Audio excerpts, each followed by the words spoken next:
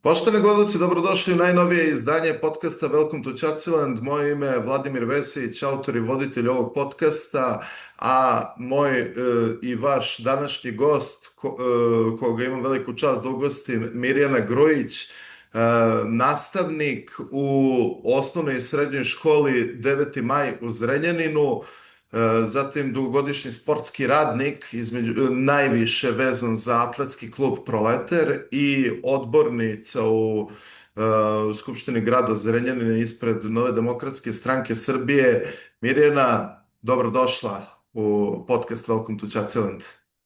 Hvala na pozivu i bolje vas našla. Nema šta, Miro, u Zrenjaninu maltene evo 2 godine već živim, moja porodica i ja, i koju god da pitam, ovo svi znaju za Miru, znači jednostavno svi te poznaju, a i kako ne bi, mislim, aktivna si na toliko polja, tako da mi je zaista velika čast da te ugostim i da gledalcima približim na neki način funkcionisanje grada Zrenjanina, koji, moram priznati, jako nas je dobro prihvatio i više smo nego zadovoljni onim što smo dobili, maltene iznenađeni, prosto.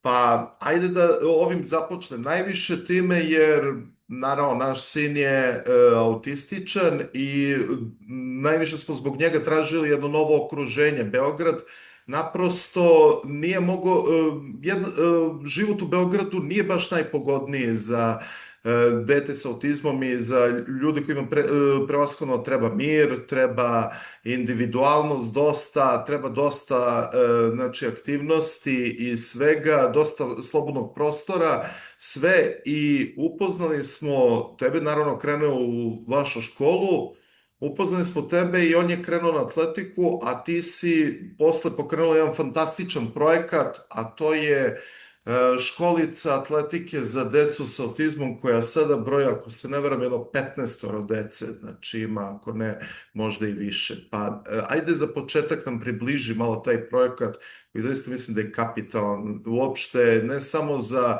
grad Zrenjanin, ne samo za decu sa autizmom, nego mislim na čitav srpski sport i na uopšte ovo društvo.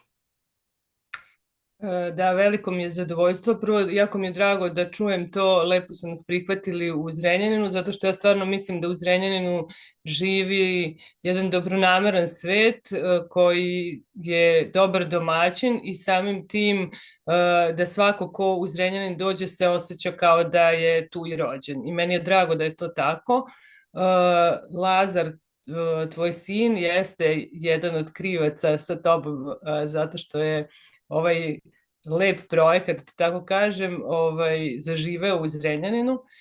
Ja sam i u tipičnoj, i u grupi gde treniraju deca tipičnog razvoja imala nekoliko dece koja su sa takozvanim smetnjama, ali tada kada se Lazar pojavio sam shvatila da je potreba za njihovim aktivnostima, za takvom vrstom treninga veoma važna i velika, i sad još dve koleginice, medicinskom sestrom i mojom koleginicom, profesorkom fizičkog, ostručenom za rad sa decom sa smetnjama, sam razgovarala i došla smo na ideju da smo mi to u stanju da napravimo dobro.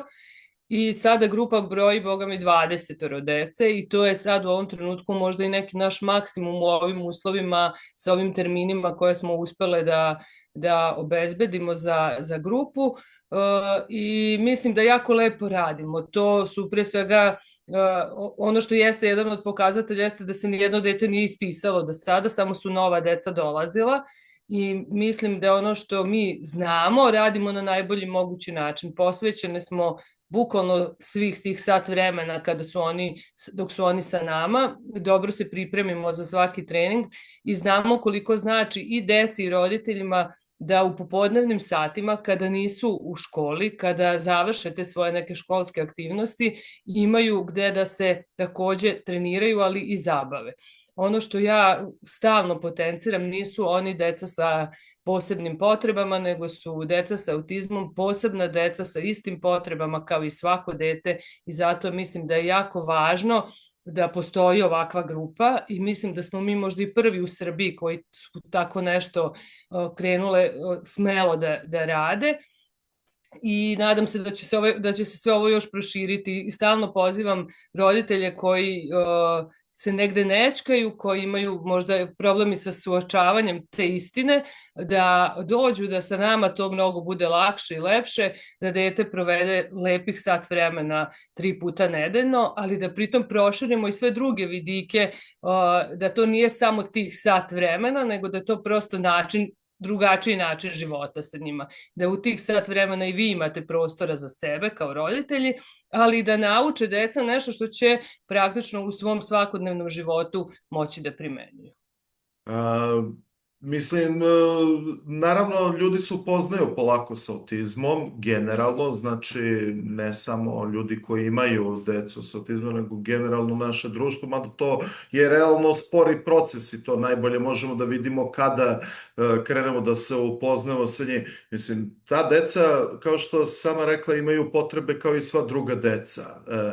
Oni imaju potrebu za fizičkom aktivnošću, oni imaju potrebu i za socijalizacijom na kraju kraja, iako ne pokazuju na neki uobičajen način i sve to.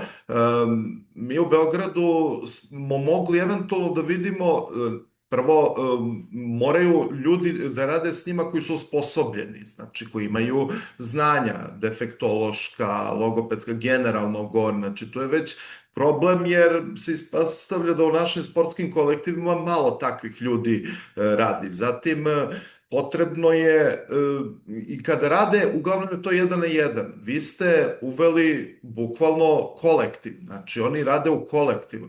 E sad, ajde onako, čisto za gledaoce, kakve rezultate vi vidite? Znači, naravno, postoje rezultati, ali... Ja mislim da je najvažnije trenirati u kolektivu, da će u školi i u radu sa defektologom direktno raditi te neke individualne stvari koje su važne za razvoj, za poboljšanje, za način života, za usvajanje nekih veština, navika, znanja, ali da mi ne živimo 1 na 1, da je ovaj život kolektiv i ono što je moja ideja bila jeste da pored našeg defektološkog znanja mi uključimo svoja sportska znanja, svoja ljudska znanja i ono što jeste, što ja mislim da sam ja najviše naučila od njih jeste ta vrsta strpljenja, ljubavi, poštovanja života i da smo to mi kao 3 osobe koje radimo trenutno sa njima naučili od njih i na tome im hvala i hvala roditeljima koji su nama dali tu mogućnost da i mi nešto naučimo u ovom životu od dece, pa još od dece sa autizmom i ja sam na to zaista ponosna i stvarno mislim da je jako važno da funkcionišu u kolektivu zato što oni žive društveni život, zato što je dobro da oni nauče da funkcionišu na svakom javnom mestu, da funkcionišu kada vam dolaze gosti u vaše kuće, da prosto nauče kako funkcionišu u gužvi, kada je glasna muzika, kada neko kaže nešto onog trenutka kada on to možda i ne želi da čuje. I mislim da smo napravili ogroman pomak, jer kada su oni došli, iako mi svi imamo veliko radno iskustvo, preko skoro 20 godina smo u školi i u radu sa decom u školi 9. maj, ali smo svakako imale i mi dileme kako ćemo sve to da sprovedemo na najbolji način, da oni ne provedu sat vremena tako što se mi jurimo sa njima po sali, nego da zaista nauče da sačekaju red, da poštuju našu komandu šta bi trebalo da rade i to su sada druga deca u odnosu na ono što smo mi pre skoro 2 godine počeli, kada smo počeli da radimo sa njima. Ja sam jako ponosna, ali nadam se da i vi roditelji vidite tu razliku, da oni prosto lepše šetaju pored vas. Apsolutno, apsolutno. Strukturisani su, mislim, upravo i više slušaju i strpljiviji su na kraju krajeva. Upravo to. I ja mislim da je to neka naša uloga, da vi sa njima u svakodnevnom životu funkcionišete bolje i lepše i lakše i da sa velikim zadovoljstvom sa njima prošetate, a da ne budete podvrgnuti pogledima. Ne mislim da je to loše i treba ljudi da se upoznaju, ali da prosto vama bude prijatno kad sednete u kafić sa njima, kada odete na nečiji rođendan, da oni znaju i kad se pevaju, mi sa njima slavimo rođendane, pevamo rođendanske pesme, kao što to radimo u vrtiću ili u školi. I oni sada već znaju kada stignu slatkiši, kada sipamo sokiće, da je to deo kada ćemo mi proslaviti nečiji rođendan. Tako da puno su oni napredovali, puno posla još ima i mislim da je to jedan kontinuirani rad koji nema svoj kraj praktično, nego da oni Naravno. konstantno treba da budu u takvoj vrsti, na takvoj vrsti rada i da pored onog što naše kolege u školi, verujem izuzetno dobro rade sa njima, kad se te dve stvari sklope i još saradnja sa roditeljima, onda je tu uspeh zagarantovan. Ono što je meni jednom jedan lekar na nekom seminaru rekao, nikad nije važno da bude idealno, važno je da bude 100% od mogućeg. Znači ono što su oni u mogućnosti, što oni nose potencijal, da mi to iz njih izvučemo, da to stvorimo kao njihovu svakodnevnicu. A dobro, da se pomeraju granice u principu. Tako je, da ne ostane nešto ovo smo mogli, a nismo,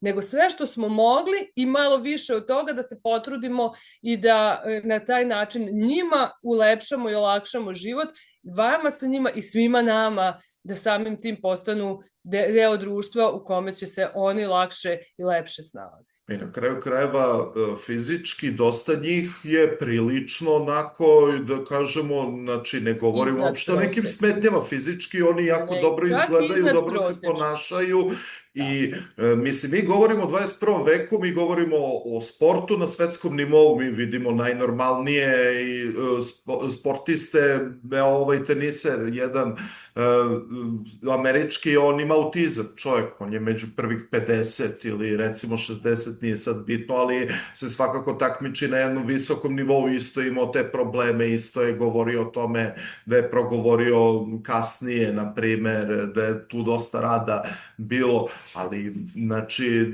ono da se razumeo, mi njih ne šaljemo samo tu da bi oni, eto, naučili... Potrošili vrijeme. Da bi potrošili vreme i naučili te neke osnovne stvari za život, evo na kraju kraja neki mogu da budu i sportisti, mislim, da se bave time, na kraju kraja postoji te... Mi se iskreno nadamo da će se to desiti, mi sa njima radimo, ko zna gde ćemo se sresti.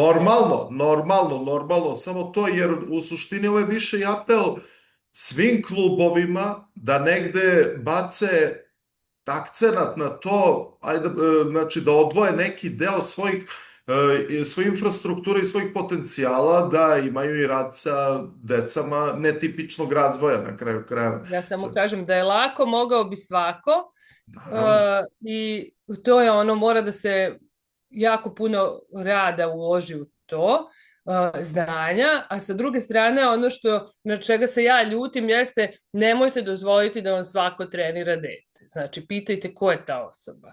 I to ne govorim samo o deci sa autizmom, nego i o tipičnoj populaciji. Znači, jako je važno da sa decom radi obrazovan i školovan kadar koji vi dajete nešto najbolje što imate, a to je vaše nešto najvrednije što imate, to je dete.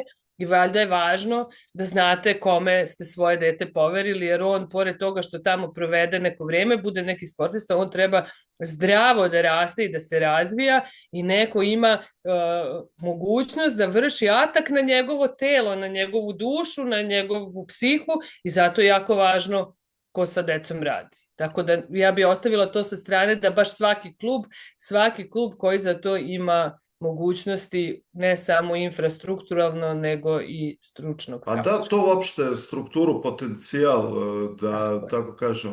A ono što sad mene interesuje, znači Zrenjanin je praktično jedinstven, eto po tome. To kad se bude jednog dana govorilo, reće se Zrenjanin ima prvi sportski klub koji je uključio kolektivni rad dece sa autizmom, na primer. A kako se ponaša grad Zrenjanin prema tome? Kako se on odnosi? Da li imate neku pomoć? Da li imate, evo videli smo, veoma predusretljivo je grad dodelio neke plakete, sad videli smo ovih dana za ovo rešenje, delimično rešenje problema sa vodom i to.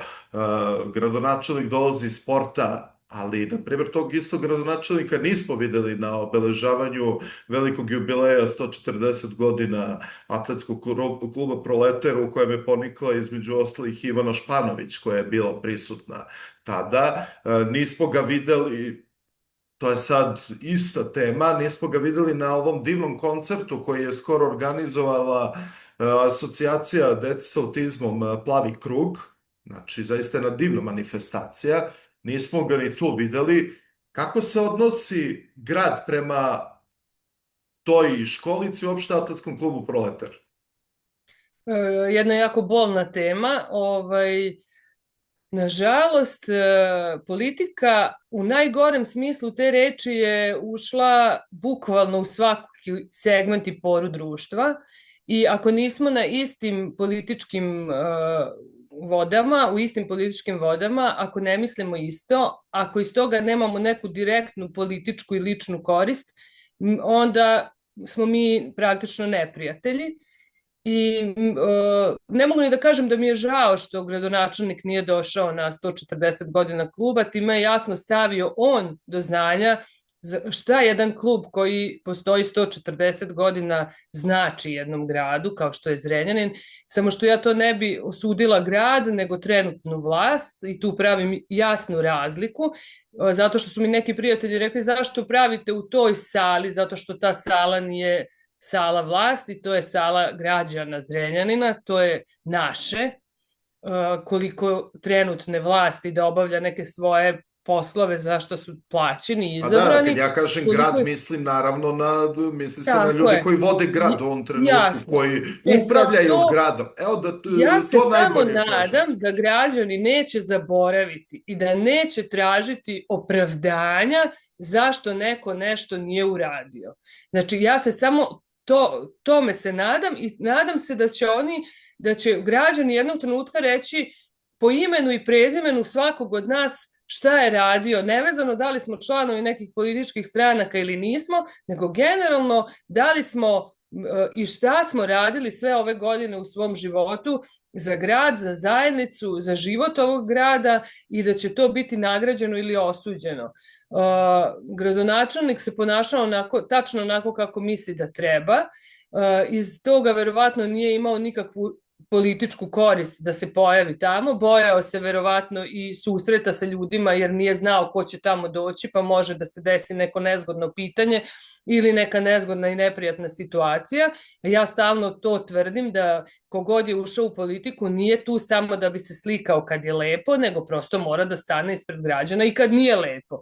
Pa, znači, možda i nekad na to neko teško pitanje imaš dobar odgovor, pa ćeš nekom razjasniti zašto to nešto mora baš tako da bude.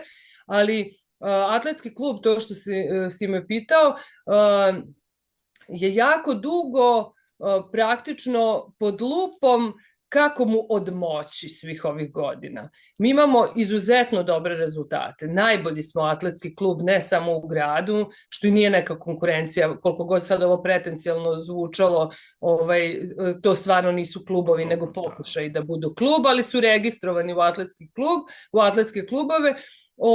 Oni imaju mnogo veću podršku nego mi, možda to u nekim brojkama kad kažete ovi su dobili ovoliko, ovi ovoliko, ne deluje tako, ali s obzirom na to da je za atletski klub Proletar gotovo su skoro sve škole zatvorene, ne možeš da uđeš zato što će ti direktor reći nemoj, molim te, ja ću možda, bolje mi je ne. A dok, na primjer, u jednoj osnovnoj školi u Zrenjaninu trener iz atletskog kluba jednog nosi majicu na času fizičkog gde piše trener tog kluba. To je klasično zloupotreba trenutne vlasti, ali ja se uopšte više i ne nerviram zbog toga, u smislu ne pogađa me to zato što treba u stvari pustiti šta su sve spremni da urade. Atletski klub je postojao i prevazišao je, bit ću jako gruba, i Hitlerovo vreme, pa kasnije Miloševićevo vreme, pa su tu prošli razni ljudi koji ne znaju ništa o sportu ili malo znaju i stalno ponavljam, a još plus i nemaju dobru nameru. I tu mislim na ljude koji vode sport zvanično na funkcijama i oni koji vrlo dobro znaju ko su ti koji to rade iz senke, tako što se po kafićima dogovaraju kako će šta biti u zrenjanskom sportu, a ništa veliko nisu uradili, pogotovo ne svojim radom, nego stalno zloupotrebama i budžeta i sredstava i u tom vremenu mora doći kraj. Da li ću ja to dočekati ili ne, ali ovaj put i ovo sve što radimo kroz godine jeste da ne odustanemo od onog što sport jeste i što život generalno jeste, da ne odustanemo od toga i ono što je rekao Zukorlić, na tom autoputu beznađa neka ostane makar i zaustavna traka normalnosti, neko mora da sačuva makar i tu zaustavnu traku. Ja se stvarno trudim i nadam se da smo to mi, da način na koji mi radimo, mislimo i vaspitavamo decu, jesmo ta zaustavna traka koja će u jednom trenutku krenuti da bude i traka. Ja ne bih rekao zaustavna traka upravo, znači, kao što si i sama rekla za Zrenjanin, da je grad normalnih ljudi, finih domaćina, zaista, mislim, ono što je, pazi, mi kad smo odlučili da se selimo iz velikog grada, najvećeg grada, mi smo znali, pa dobro, idemo, uvek se kaže za manje gradove, jer su svi gradovi od Beograda mnogostruko manji, znači to je takva situacija sa Srbijom, nažalost ili na sreću, kako go da uzmi. I onda kažeš, pa dobro, tamo se svi znaju, kao da, što je dobro, ali stvarno u Zrenjaninu, ne samo da se ono kao svi znaju, nego kad se upoznaju, vidi se da svako pristupa s time da se upoznao s osobom i prepoznaćete drugi put kad te vidi. Da li je to prodavačica u hrani za kućne ljubimce, da li je to bucko u ribarnici i tako dalje. Znači, ali bukvalno je stvarno takav osjećaj i onda i mi koji smo tu došli da se upoznamo, mi počeli da upoznamo ljude na prvo upoznavanje, znači da ih se setimo, da zapamtimo kako se zovu, znači jednostavno je takva neka klima i sad kažem, stvarno velika većina ljudi je tako i hoće da pomognu, upoznali te prvi put, nema veze, hoće da pomognu, sve, da ti kažu pa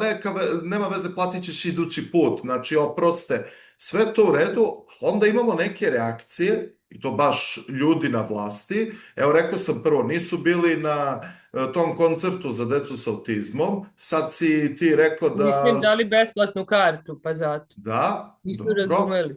Da, onda ništa specijalno ne pomaže ovaj projekat, niti sam vidio da se dodeljuje plaketa za projekat školice sa autizmom, koji kažem da je kapitalni projekat, znači ljudi verovatno nisu svesni koliko je to ozbiljan projekat, mislim da bi vam u svetu pozavideli, mislim mnogi na ovom projektu. I imali smo, ostavljam ono najgore za kraj, onaj događaj gde da li njegova zamenica ili neko iz gradske vlasti, bukvalno, to je bila nacionalna vest u kulturnom centru, valjda se održala neka predstava ili šta već, bukvalno je nasrnula na dete netipičnog razvoja, drala se na njega, znači to tako bahato ponašanje. I kada sve to zaokružiš u neki kontekst, dođe ti na kraju ova čitava situacija na nacionalnom nivou u vezi ovog zakona roditelj-negovatelj. Hajde tu samo da te pitam, s obzirom da si odbornica, imaš to odborničko iskustvo, znaš kako se stvari odvijaju u tim skupštinskim radnjama. Koja to može da bude, kako može uopšte se desi da eto, skupštinska većina glat odbaci taj zakon, jeste da ga je podnela opozicija. Ali, brate, valjda postoji neki viši nivo. Da li neko postoji tamo ko pročita zakon, vidi i kaže, pa ljudi, moramo nešto s ovim da uradimo, pa makar i da su ga stavili samo na raspravu, pa makar i da su ga prebili amandmanima i da su ga praktično napravili po sopstvenoj meri i da su ga oni preuzeli. Ali ne, nego oni su ga samo odbacili. Kako to objasniti? E, Prvo, to što živimo u maloj sredini je sa te strane sa koje si ti govorio jedna velika prednost, ali sa druge strane to i otežava neke stvari zato što kad se nešto jako, kad se lično negde srećemo pa na porodičnim slavama dolaze politički obojeni i ovi i oni, onda tu stvara ljudima neku nelagodu, verovatno i da kažu tačno šta misle. Pa se negde povlače, neću da se mešam, to mene ne zanima. Ma znaš, on je dobar i stalno tvrdim da se ta reč dobar ofucala do te mere da više ni ne znamo šta znači biti dobar. Ako neko prođe na ulici i kaže ti dobar dan, to uopšte ne znači da je on dobar. I ako neko zamišljen od gomile problema je prošao i možda ti se ovog puta nije javio, ne znači da nije dobar. Znači, to smo negde smo pomerili te granice, više šta znači biti dobar, pa niko od nas ne ide ulicom, ne šutira jedan drugi, da bismo mi na osnovu tog nekog tako vrlo površnog znali da kažemo da li je neko dobar ili ne. Mislim da samo dela naša treba da govore o nama koliko smo mi dobri ili nismo dobri i šta smo dobro uradili. Niko nije apsolutno dobar, niti apsolutno pretpostavljam da nije niko apsolutno loš.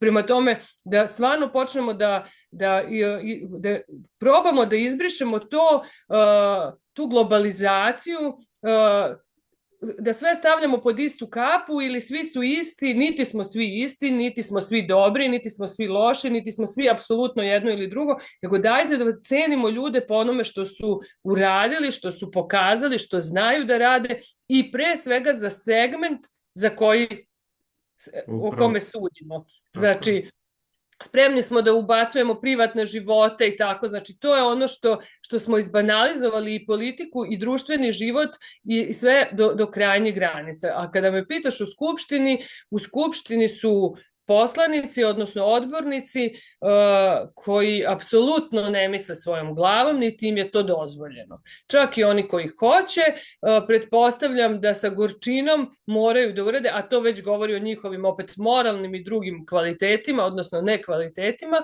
Ja sam pre, možda sad već 3 godine u Skupštini grada predložila da grad Zrenjanin besplatno omogući ko želi vakcinu za devojčice protiv HPV virusa koji znamo je jedan od uzročnika karcinoma materice i tako, da sad tu temu ne dužem. Uglavnom, svi odbornici vlasti su u tom trenutku odbili taj predlog, samo je jedna doktorka ginekologije i akušerstva prosto nije mogla protiv svoje struke, a bila je deo vlasti, digla ruku za, da bi posle par meseci Srbija, republički parlament doneo tu odluku na nivou Srbije.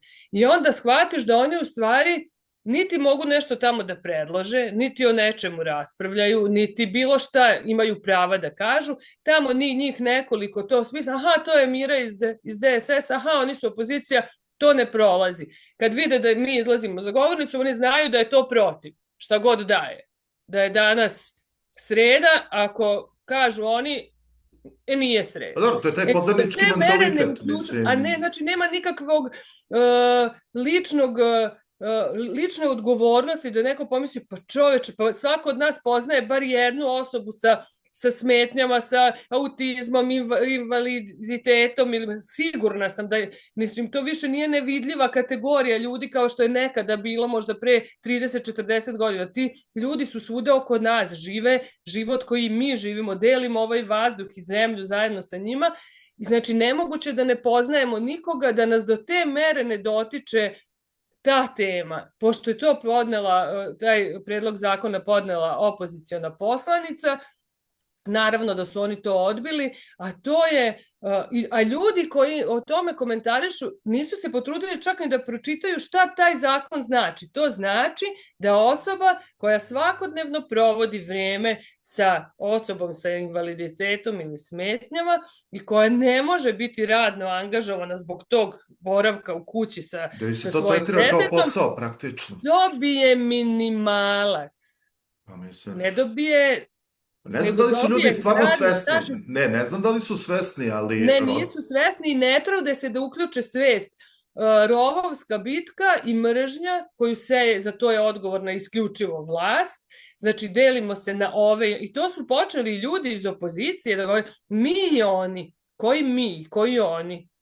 Znači, za neke naredne izbore nećemo mi dobiti neke druge građane Srbije. Da bi pobedila opozicija, kogod to bio, oni koji trenutno nisu na vlasti, oni moraju da dobiju deo razočaranih birača Srpske napredne stranke. Jer to, mi smo korpus koji glasa, znači ne postoje mi i oni, postoje ljudi koji žele promenu, koji žele da žive bolje i kvalitetnije, koji žele da se u ovoj zemlji poštuje zakon, da se stvari popravljaju na bolje, da živimo kvalitetnije, i oni koji smatraju da je sada dobro i da oni žele ovako da žive. Ne postoje, nećemo mi uvesti neke druge ljude, to uvozi vlast da bi mogla da ostvari većinu. Ali kad budemo bili potpuno iskreni, dajte, pogledajte samo svoje lične živote i shvatite da li ste zadovoljni da ovako živite, i to je sasvim dovoljno da kažete da, nastavljamo ovako, ili želeo bi malo drugačije, pa po cenu rizika nekad moramo... Mislim, ne znam šta ljude može više da trgne, da ih približi politici, u smislu, makar i to pasivno se interesuje od ovakvih stvari. Jer, kaže taj zakon, roditelj negovatelj, ljudi moraju da shvate da roditelji dece netipičnog razvoja to mnogo vremena moraju da posvete. Znači, mnogo novca u današnje vreme, i mnogo novca. Jer ako je otac otišao, ako ti odeš na posao, a tvoja supruga treba da doveze Lazara u školu, ona mora, ako si ti otišao kolima, a nemate 2 automobila, da plati taksi, onda ona, da bi on išao na još nešto privatno da poboljšate, ili logopeda, što god što nije, i to, znači sve košta, ovaj život košta jednostavno, i pritom sedi u kući, i ja stalno kažem, spomenik svakoj toj porodici treba da se podigne na hrabrosti, na volji, na snazi koju koristi, a pritom država apsolutno nijednog trenutka, i to nema veze sa trenutnom vlašću, to je prosto zaostavština i prošlih vremena, niko, koliko bar ja znam, evo ispraviti ćeš me ako nisam u pravu, niko nikad nije pozvao roditelje da pita kako se vi nosite s tim? Jel vama treba neka pomoć? Hoćete da razgovaramo s nekim psihologom? Ja mislim da to pitanje, ali to samo pokazuje koliko naša država nema uopšte ni elementarnu strategiju oko najvažnijih pitanja. Znači, mi se ubijamo, ne znam, oko toga kakvu strategiju ima država oko Kosova, oko, ne znam, Evropske unije, ali ti ako nemaš strategiju oko svoje dece, oko čega ti možeš da imaš? A to je pitanje šta ti želiš od te dece? Ali ti želiš da deca sa autizmom, netipičnog razvoja, da večno ostanu u 4 zida, zatvorene, da ti tako gubiš decu. Ti gubiš, jer imamo ozbiljne kompanije u nekim ozbiljnim društvima gde ljudi, znači ta deca kad porastu, znači kad postanu radno sposobna u godinama, oni rade, naprave se programe za njih. Samsung pravi programe za ljude sa autizmom, znači voze ih, odvoze i tako dalje. Znači imamo te programe, jer oni treba da daju nešto zajednici. A kako će... Nažalost, nemamo mi programe, niti strategiju, ni za druge segmente društva. Mi nemamo strategiju, kada pričamo o sportu, nemamo strategiju ni u sportu. Kad pogledamo kako se deli budžet grada Zrenjanina, to je burazerska politika na najgore mogućem nivou. Ne postoji ni jedan jedini kriterijum. Nekad je neko rekao, Zrenjanin je grad da ne imenujem nekog sporta. Pa ko to kaže? Ko kaže da je nekog sporta, a nije nekog drugog sporta?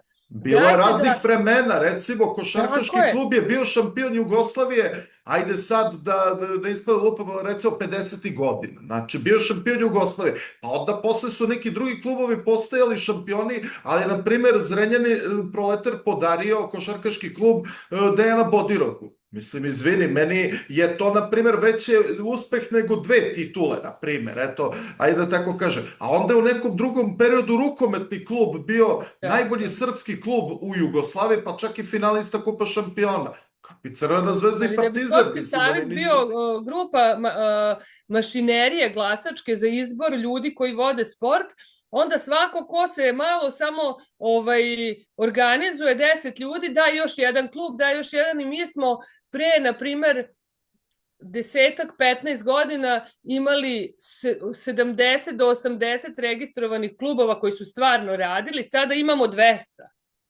u istom gradu, sa manje dece, sa manje ljudi, što znači da su to isti ljudi koji su pravili segment, nisu želeli da popravljaju klubove u kojima rade, nego da kvare čim se nešto odmah napravimo novi klub i što je najcrnje, on jednako pravo ima kao svaki drugi klub, ne mora, nekada je postojala klauzula, mora 2 godine da postoji, 2 godine da se takmiči, da bi ušao u Skupštinu Sportskog saveza. Znači moraju da ispuni neke kriterijumi i da se vidi da taj klub stvarno radi, da ima dece, da u njemu trenira neko, da se takmiči na nekom nivou. Ne, sada je to samo da imamo što više ljudi, da što više klubova ima pravo glasa, da se tamo sve se odluke donose jednoglasno, osim atletskog kluba Proletar, koji glasa i kad bude bila sledeća skupština, ja ću vas pozvati da budete prisutni, da vidite kako izgleda tuga i jad zrenjaninskog sporta, gde niko nema ni jedan problem u klubu i onda posle toga skupljaju novac preko Facebooka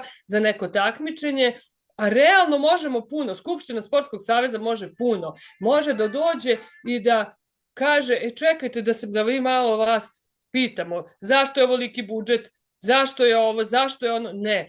Ljudi dođu kao zombirani i to je ta mala sredina. Kako ja sada kažem protiv vlade, a niko ne shvata da ne govorimo protiv vlade ili protiv mire, nego protiv sistema kako funkcioniše i da smo tu da popravljamo sistem. Ja sam na jednoj skupštini rekla da vama nije žao dece koja treniraju u vašem klubu, dođete ovde da biste otišli ranije sa posla, podignete ruku za ono što oni kažu da treba protiv, to je protiv i odete kući. I uopšte ne razmišljate šta čeka tu decu koja samo sada mogu da se bave sportom i koji samo sada treba da ulože svoje vreme, a mi odrasli smo dužni, to je naša obaveza, da stvaramo uslove i popravljamo. Ne, većina odluka u sportu, ja sam jako negde ljuta ako imam prava da budem na bilo koga, svakog treba da sudi o sebi, kada ljudi koji dođu da predstavljaju svoj klub ne dođu spremni da kažu sa kakvim se problemima suočavaju, a svi se suočavaju i sa odlaskom na takmičenje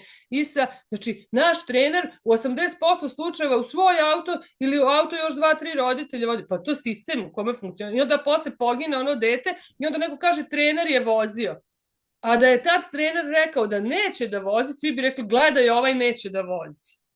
A u stvari sistem ne funkcioniše onako kako treba. Ne sme. Tako je, novci se bacaju na koje kakve gluposti, proslave, što ne znači da ne treba da ih bude. Ne trebamo da živimo u pećini, daleko od toga, ali da postavimo jasne prioritete, da potrošimo onoliko koliko treba i mora i da napravimo kao i kod kuće, pa nećemo valjda krečiti tavanicu, a sutra menjati krov. Mislim, valjda ćemo krenuti nekim redom, napravit ćemo neki sistem. To je veliki problem što neodgovorno pristupamo. Imam utisak da se ljudi biraju onako kao, aj dobro, ovaj će biti dobar, taj će ćutati, neće ni razmišljati, za to dobije neku sitnu kintu i svi zadovoljni. Lična odgovornost na prvom mestu. Ako bi svako od nas shvatio da je lično odgovoran, svaki taj odbornik u Skupštini grada kada je glasao, nije pročitao i ne zna tačno i nije procenio da li je za to, nosi svoju ličnu odgovornost i ne može da se krije iza skupštinske većine, kad tako bude, kad mu jednom izađe na bilbordu imena i prezimena ljudi koji su glasali da recimo protiv murala da se Snežani Perić.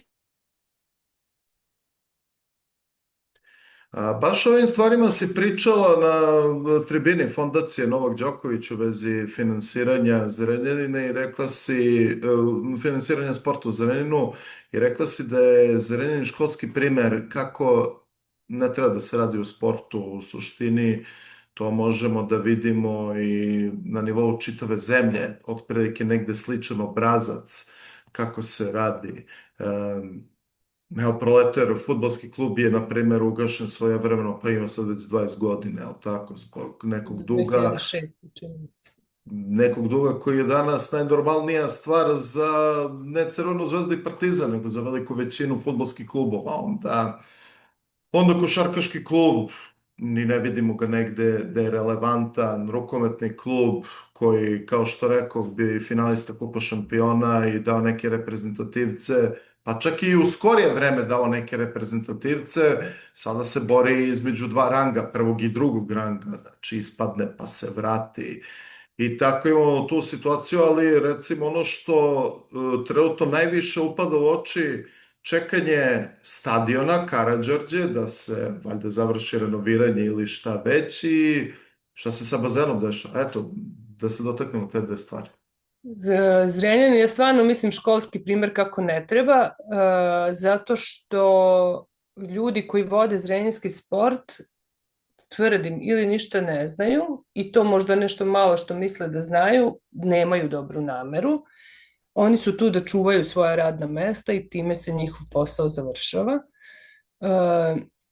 Odnos te burazerske politike se jako dobro vidi. Nemamo nikakvu dugoročnu, ani kratkoročnu strategiju, ne postoje nikakvi kriterijumi. Imali smo jednu dobru praksu, a to je sufinansiranje trenera u sportu i na taj način si mogao da zahtevaš nekakve rezultate, a pritom da daješ sigurnost klubu da će imati trenera, jer bez trenera ne postoji sport. Stvari smo okrenuli nekako naopako.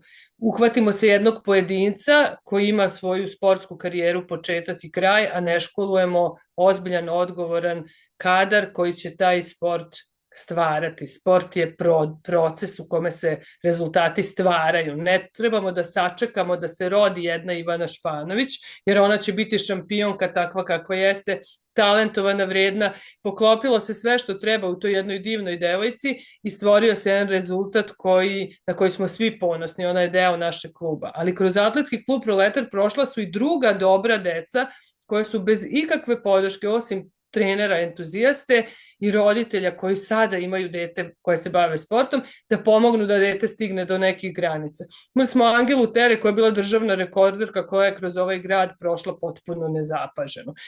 Imamo trenutno Ognjena Popova, talentovanog dečaka, koji uzima medalje na državnom nivou, Petru Dimitrijević, Aleksu Bajna, pre toga Velibora Nikolića koji je pobedio na seniorskim prvendstvima države, sada već je višegodišnji senior u klubu i dalje trenira. O toj seniorskoj kategoriji to je priča sama za sebe, kako zadržati ljude koji imaju 20 godina, 23-4, koji su talentovani, vredni, vole sport i treba da se zaposle, da formiraju svoje porodice, a da ostane u sportu. To su pa pogledajte vrhunske sportiste u svetu, koliko ti ljudi imaju godina, imaju i svoje porodice i živote, i ne govorim tu o fudbalu gde su pare polukriminalne. Dobro, profitabilan sport, mislim, biznis sport. Uopšte, znači, jedna velika sportska mafija. Da, vrhunski sport. Mi sad pričamo o bazičnom sportu. Govorimo o malim, pod znacima navoda, o malim sportovima, o manje profitabilnim sportovima kao što su plivanje, atletika, gimnastika, pa čak i ta odbojka na državnom nivou ne može se reći da je neki profit. Pa gde je tu vaterpolo? Pa gde su? Znači, postoje sportovi koji ovaj grad može da sa budžetom od 100 i kusur miliona koliko izdvaja za sport, da napravi jedan ozbiljniji sistem u kome se radi. U Zrenjaninu se radi katastrofalno. Znači, nemamo više finansirane trenere u klubovima koji su obrazovani, nego može da radi ko hoće, pa ako će klub da te plati, ti možeš da si advokat, da ne bi rekla uvek konobar, da ne pocenjujući bilo koju struku, nego prosto oni su meni jednaki. Da nisi trener, da nisi edukovan za to. Nisi to za šta radiš. Ja uvek to govorim, mogu ja da obučem suknju i sako i da uzmem aktašnu i da kažem ja volim da idem u sud, da nekog zastupam. Ne može. Ja zašto? Pa ne može zašto ste vi profesor fizičkog. Znači, to je onako srozano na najmanje moguće grane. S druge strane, ne postoje stipendije. Nikada nas niko nije iz sportskog saveza ili ljudi koji vode sport u gradu nazvao da pita vam treba nešto. Jeste platili članarine? 3 meseca, 4 meseca, 5 meseci dinar jedan ne dobijemo iz budžeta. Ove godine je to još katastrofalnije. Znači, u novembru mesecu smo dobili nekakva sredstva koja smo kao budžetom opredeljena za atletski klub Proletar. I tako i u drugim klubovima. Zrenjanin je grad školskog primjera kako ne treba. I daj Bože da se promeni vlast. Znači, oni ljudi, ja verujem od one sekretarice koja tamo radi da ne radi dobro svoj posao, a naravno sve kreće od vrha. Znači, apsolutno ljudi koji rade u sportu u Zrenjaninu nisu zaslužili da budu na tim mestima, svojim znanjem i obrazovanjem to ne zaslužuju ni po tom principu, tako da apsolutno je teška situacija, a sport je nešto što je ne samo zbog vrhunskog rezultata, zbog zdravlja nacije, zbog svega onog što nam je potrebno da u ovom Jedno od trenutku naša omladina. najsvetlijih duhovnih stvari koja objedinjuju ovu naciju. Ova nacija mnogo Tako je, voli a sa druge sport. strane, sport je nešto što te vežba za život, da dve važne stvari radiš u isto vreme, da ideš u školu, da budeš dobar đak, da tamo postigneš sve što od tebe nalažu tvoje obaveze i da u isto vreme ozbiljno i vredno treniraš. I zato sam protivnik ono kad kaže, ako nema dobre ocene, on neće ići na trening. Ne, moramo da im pomognemo da jednako dobro rade. Pa ni tu ne postoji sistem. Ti moraš da moliš Boga da ti se pogodi, da ti razredna voli sport i da u isto vreme direktor škole ima razumevanja.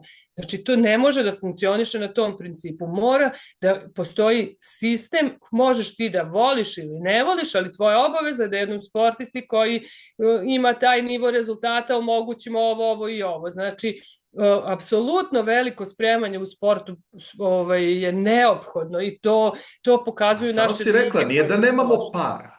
Ova vlast se hvali kako nikad više ulažu u sport i zaista to jeste istina. Samo kao što je i Dejan Stevović kod mene govorio, to je potpuno neplanski. Mislim, to je... To se troši kako se stigne na nekakve nazovi projekte koje se sakrivaju u konkursima u 2022. Pa ko nađe, ko ne nađe, a ko nađu oni kojima su javili da treba da konkurišu, pa ti projekti su, mislim, to je sve smešno, to je izvlačenje para iz budžeta za neke lične potrebe, od toga se malo vrati stranci i to svi zadovoljni. Stadion 7. godina u rekonstrukciji. Ja smatram da to nije neozbiljno, to je sramota i to je krivično delo. Čekaj, to je praktično kao kada je krenula priča oko nacionalnog stadiona. Inače, samo poštovani gledaoci, kada čitajte portal Sport kluba, čitajte novogodišnji specijal, jer će opet Maja Todić da vas počasti pričom o nacionalnom stadionu, koja od početka, kad je krenula priča,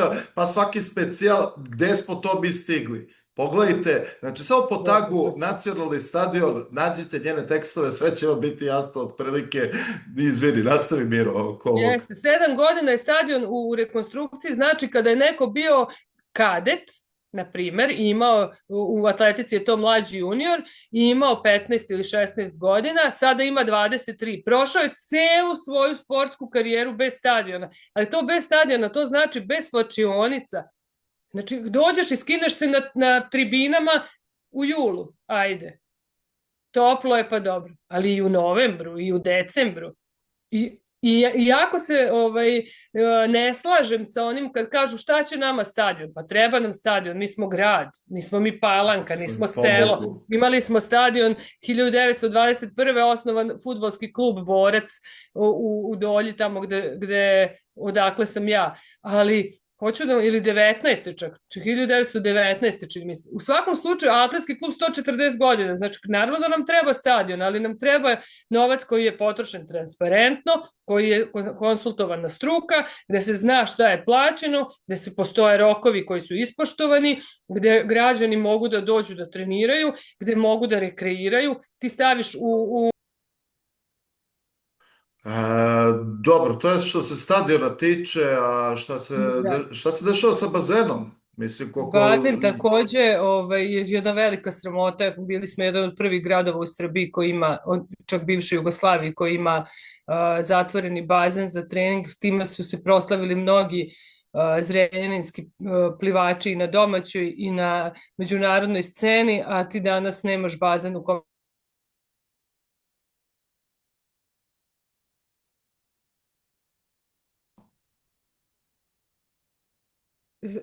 znači Zrenjanski bazen, imali smo jedan od prvih bazena u bivšoj Jugoslaviji, time smo proslavili mnoge plivače i vaterpoliste, ne samo na domaćoj nego i na međunarodnoj sceni, čak i do učesnika olimpijskih igara, a danas nemamo bazen apsolutno i ono što jeste jedan od problema nije to samo pa otići će u susedni grad da treniraju, nego tamo će odlaziti deca koja su već u trenažnom procesu, ali oni koji žele da počnu da treniraju, oni koji žele da nauče da plivaju, oni koji žele da borave u vodi jer je to zdravo i dobro, od takmičara pa do građana, apsolutno nemaju tu mogućnost i sve nam je Skadar na Bojani. Znači, ne možemo ništa da rešimo u nekoliko meseci, da se to ozbiljno pristupi poslu i da se to završi. Ne, najlakše je ograditi i reći ovo ne funkcioniše, pa će kad bude proradilo javit ćemo vam. Ograđeni urgentni centar, ograđeno stepenište u dečijem dispanzeru, gde god se okrenemo rupe na putu. Znači, apsolutno, kakav je problem u sportu, takav je problem svuda u društvu i upravo to je ono što pokušavamo mi kao odbornici opozicione stranke, Nove demokratske stranke Srbije na skupštinama grada stalno da apelujemo.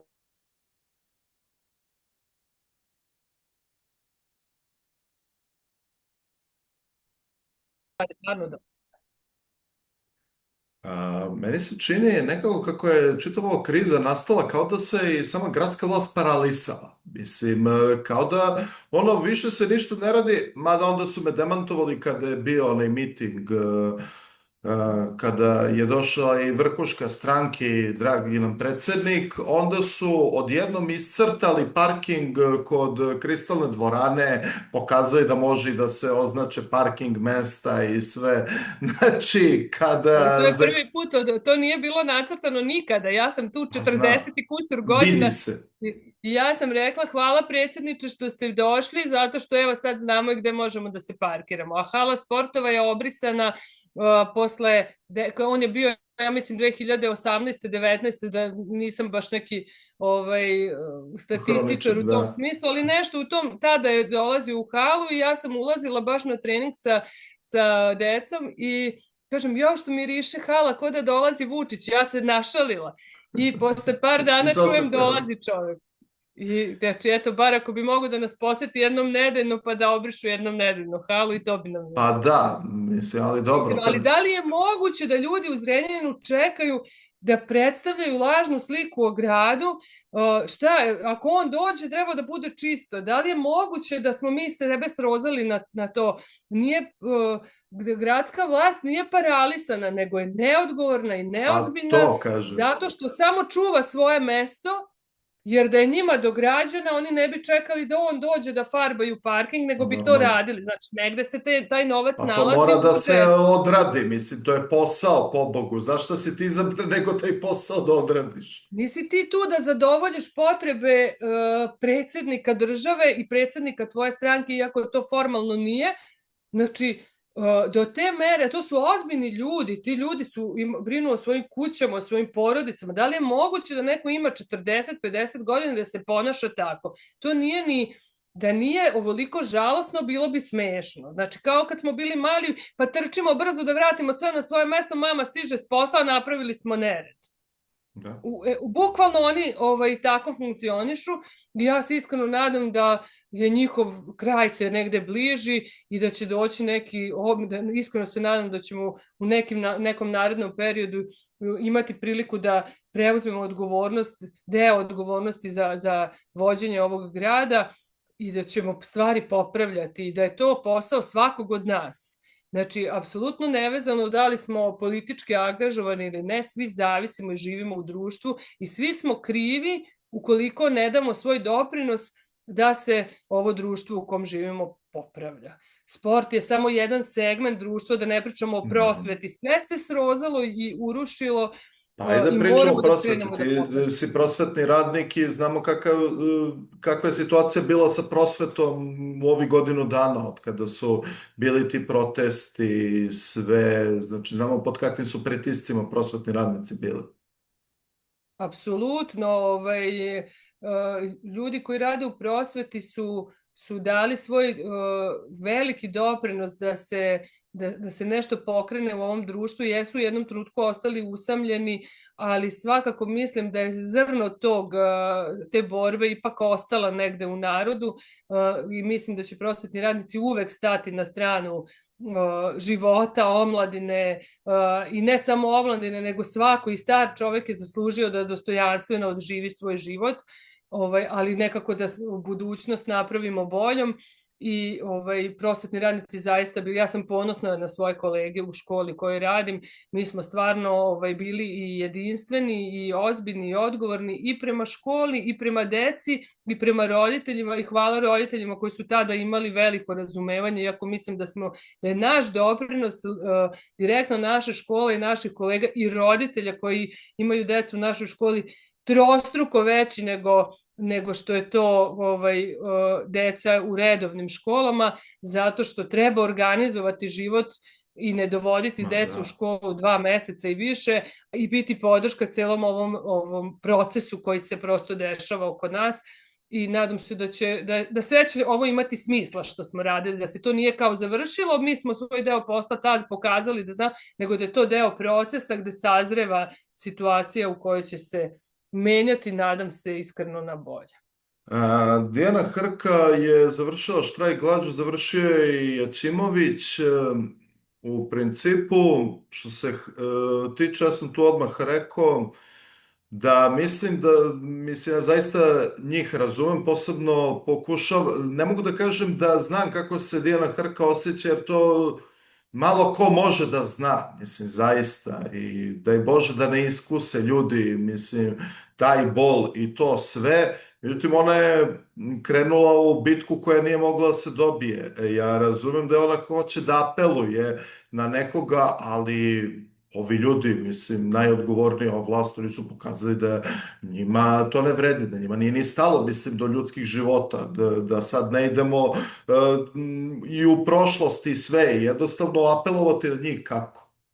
Znači, to je prosto nemoguće, i dobro je da je završila, ali si ti stavila, šerovala si status Stefana Simića, koji je baš pisao oko toga, da ne treba ona da se žrtvuje, da ne treba da je mi podržavamo, da sad ona izdrži u štrajku glađom, nego da treba da se organizujemo. I sad, to je veoma bitno, moje pitanje negde ide tu polako da finiširam čitavu priču s tim organizovanjem. Znači, jasno je da u ovoj pobuni da mora da se artikuliše ovo nezadovoljstvo naroda. I ono što možemo da vidimo, i to već godinama, je ozbiljan hejt prema političkim strankama. Kako ti vidiš uopšte čitav taj proces i šta bi poručila, pošto si član stranke i odbornik, kako bi ti ljudima poručila, verujem da bi poručila da se i oni učlanjuju u stranke na kraju krajeva, ako žele da se politički angažuju?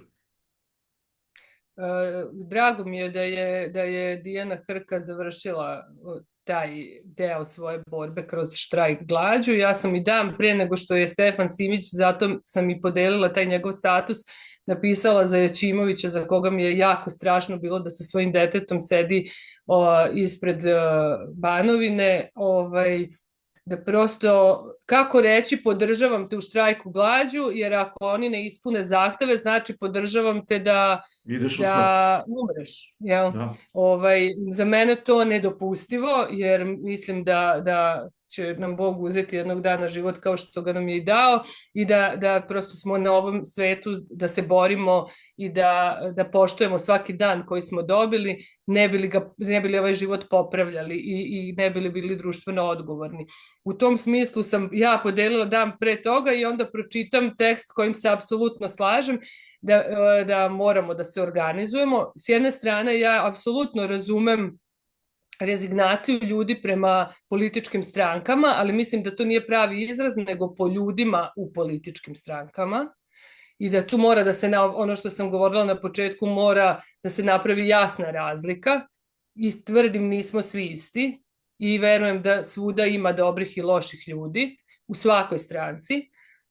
U ovom trenutku smatram da svaki odgovoran čovek kome je i malo do morala treba napusti Srpsku naprednu stranku, jer onda ćemo moći da kažemo da oni tamo nisu svi isti, u suprotnom su svi isti. Ali mislim da je jako važno da se organizujemo, da shvatimo da niko nema tapiju i niko nema prava na to da kaže ja sam taj koji kaže da će da je ovo u redu, nego da to treba da kažu građani, da svi imamo, ja sam nezadovoljna ovim društvom praktično od 9. marta 1991. i nikada nisam učestvovala u vlasti i da, ponosno jesam član Nove demokratske stranke Srbije, ja kao Mirjana Grujić, znači ne treba mi stranka da bi ja nešto prosperirala u tom nekom smislu, sad sam ja zbog toga član, ne, ja sam član zato što se slažem sa programom stranke koju ona zastupa i mislim da po tome treba da procenjujemo da li neko za nešto vredi ili ne vredi, da li može da bude deo promena ili ne može, ali da samo svi ujedinjeni, kako god to zvučalo i na koji god način moramo sesti da razgovaramo kako možemo da napravimo bolje za Srbiju i ponavljam, niko nema tapiju da kaže, sad ću možda biti gruba, pa će neko protumačiti pogrešno, studentska lista ili studenti su u pravu.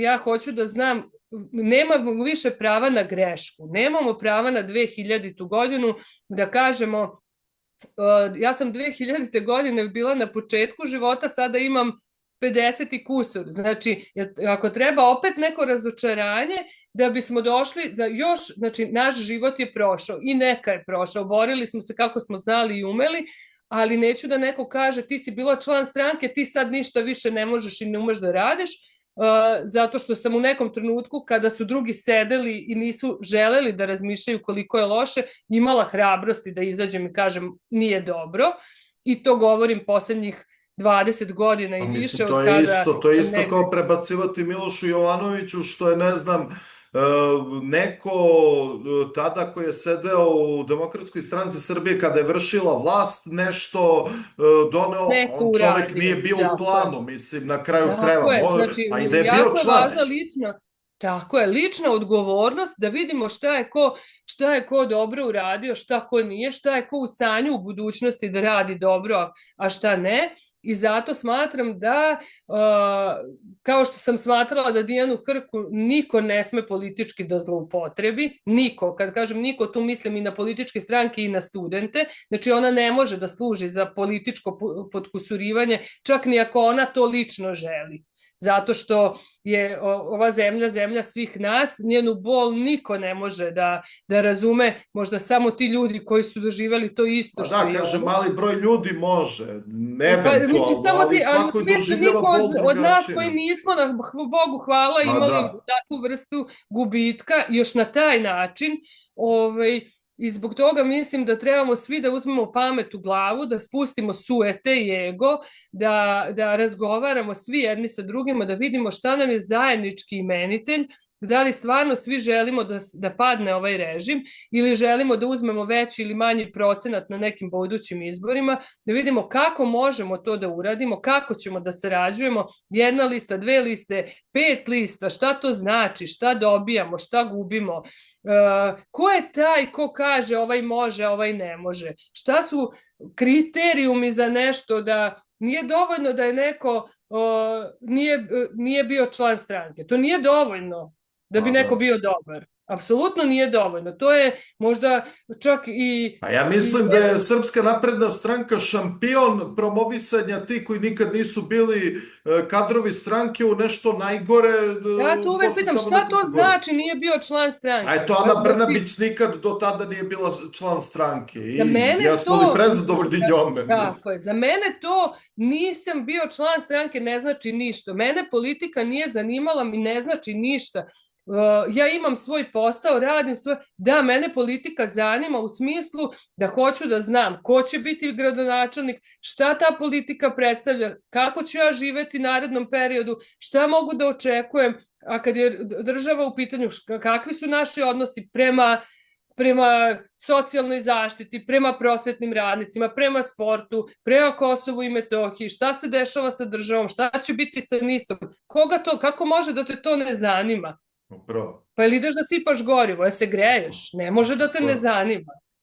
Znači, prema tome mislim da svako od nas mora da uzme dozu lične odgovornosti, preispitivanja i da na taj način damo doprinos u promeni vlasti, a sa druge strane mislim da niti je loše niti treba da bude sramota nekog što je bio član stranke, treba da bude sramota one koji su radili loše, iako su bili, iako nisu bili članovi stranke, jer svako je svojim činjenjem, ali i nečinjenjem dao veliki doprinos da ova vlast ovako temeljno stoji 12 godina i urušava sistem u kom živimo.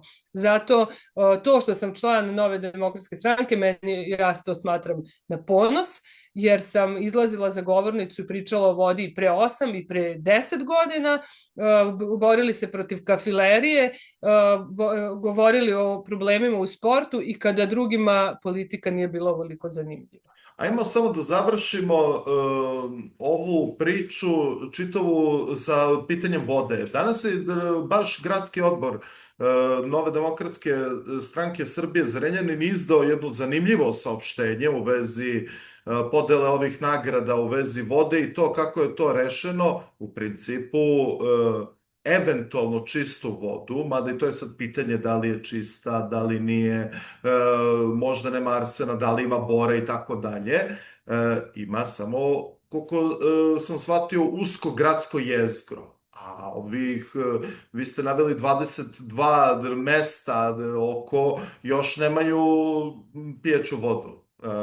Možeš malo samo, ajde, O tome smo pričali prethodnih 20 godina da eventualnim rešavanjem problema pijaće vode u Zrenjaninu, ona se odnosi samo na gradsku sredinu, a da se 22 naseljena mesta koja pripadaju gradu Zrenjaninu i koji takođe pune budžet ovog grada, da se to na njih ne odnosi. Ja sam na poslednjoj skupštini grada postavila pitanja gradonačelniku i čekam odgovor na ta pitanja, šta se dešava, kako je moguće da takva važna vest osvane samo na društvenim mrežama, to je trebalo da bude praznik za grad, ako je stvarno istina. Nisam rekla sumnjam u potpunosti, ali ne verujem, jer je tu sad to one igre gde se uzima voda, da li sa hidranta, da li iz česme. Dajte da znamo istinu. Znači, da li je moguće da u 21. veku i dalje živimo pod velom tajne i friziranja istine? Važno je da znamo kakvu vodu pijemo, šta dajemo deci, šta koristimo mi, odakle je ovoliko obolenja, odakle je ovoliko bubrežnih bolesnika, ako je sve, mislim, dajte da znamo šta nas čeka kad pustim vodu, da znam stvarno šta pijem, pa neka je istina i loša, ali neka je istina. 22 naseljena mesta nisu ni u priči, apsolutno. I ljudi koji žive u Čenti, Perlezu, Stajčevu, Ečki, Melencima, nikada niko o njima nije ni razgovarao, niti ih je pomenuo. Mi smo to pominjali godinama unazad. Šta se dešava sa tim? Mislim, bez regionalnog vodovoda i neke ozbiljnije priče nisam veliki stručnjak za to. Ja se trudim da naučim, pa ispitujem ljude koji se bave vodama, da kakava je mogućnost da se dobije iz fabrike vode, to ne može. Znači, ipak mislim da problem vode grada Zrenjanina nije rešen. Sad što smo opet podeljeni na građane prvog i drugog reda, pa to je na sramotu i ne kažem da je to samo na sramotu ove vlasti, ali generalno je veliki problem. Kad preuzmeš vlast, preuzmeš slavu, ali preuzmeš i odgovornosti. Znači onog trenutka kad si preuzeo vlast, sve pada na tebe. Mislim, ne možemo 10 godina da pričamo oni prethodni. Stalno vaditi na one prethodne, ok, dočekali ste, to je trebalo da bude prioritet svih prioriteta, jer od toga svi zavisimo. Ja lično verujem da nije potpuno rešen ni u gradu Zrenjaninu, ni u gradskoj sredini, ali ajde, vidjet ćemo šta kaže. To je nagrade koje su dodelili, pa ono nije ni sramota. Ono je 1. april, šala neka. Da li je moguće da od svih Zrenjaninaca Ana Brnabić i Maja Gojković dobijaju nagradu grada Zrenjanina? Ne znam kako je nekom palo na pamet, ali onih nekoliko članova komisija, opet se vraćamo na to da su ljudi apsolutni poslušnici. Da li je moguće da jedna lepa žena... Ja protestujem. Zašto nije Aleksandar Vučić dobio nagradu, pobogu? Ne razumem, pa ovo je nagrada grada Zrenjanina.